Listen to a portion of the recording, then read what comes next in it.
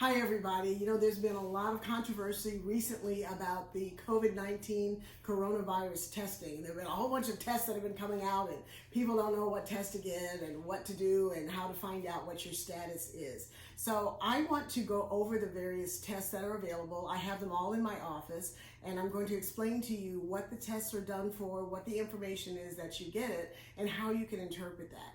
Let's first of all start out by taking a look at what goes on inside the body when one is potentially exposed to the coronavirus. There's going to be a period of up to about 14 days, we believe, we're not sure, where you may become infected with the coronavirus and you may actually be infectious, but you don't necessarily show any signs or symptoms that you're infected. And then at some point, your body's immune system then recognizes that there's an infection and it mounts an immune response. And that immune response is by an elevation of an antibody called IgM, as in Mary. Once that starts to kick up, we can detect that antibody in your blood. And after about a week or so, your immune system then goes into overdrive and it produces another antibody called IgG, as in good. And this antibody is the one that really confers protection. We don't know for how long, but it does seem to confer protection against the virus. And while you have this antibody, theoretically, if it goes the way it has in the past with other viruses, you're immune, which means that you could potentially go back to work. You are protected if you become exposed to this virus. The only problem is that we don't know how long this immunity will last. We don't know if it's a month, if it's 6 months, if it's a year. We just don't know. And so that's why, even though you may test positive for IgG, the good antibody, we don't know how long that protection is going to last. And as you can see, as the IgG, or the good antibody, starts to come on board, the IgM antibody tapers off. So with this in mind, we now have various tests that we can use to try to figure out what on earth is going on. Now, first of all, we can do a test that actually measures for the virus. Yes or no? Do you have the virus in your body?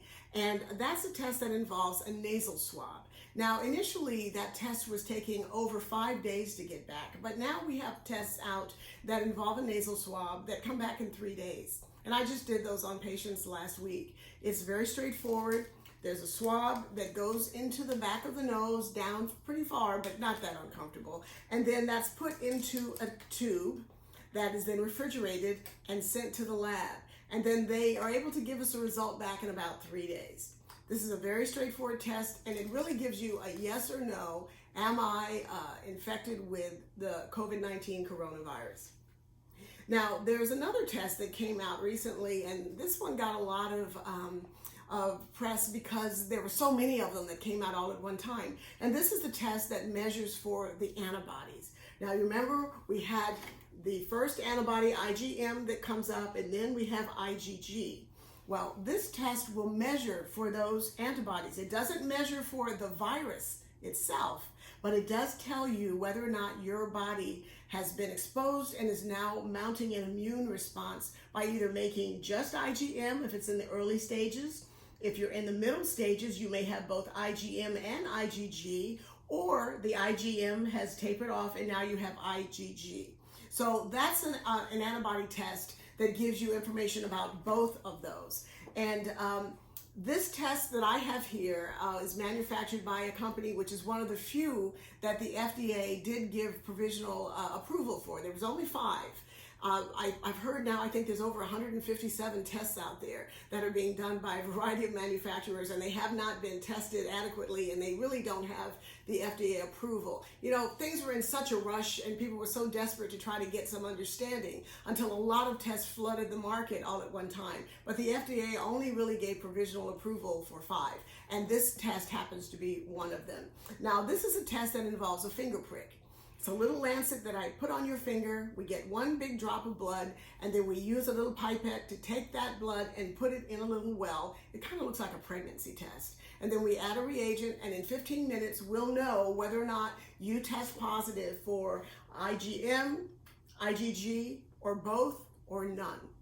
Now, there's another test that's come out recently, and this is a serum test that measures for IgG antibody.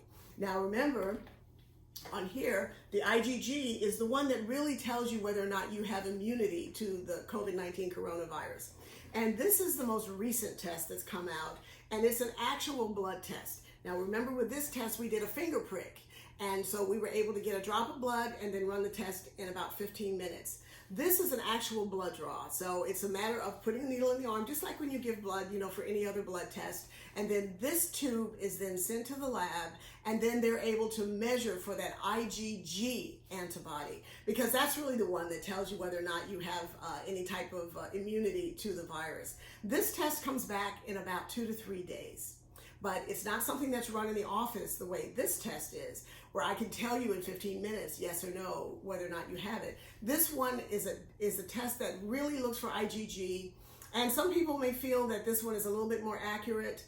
We don't really know, but this one you can actually send off to the lab, and in 2 days you'll know for sure. Now, the cost for these tests are important to know. This test here, the serum test, costs $150.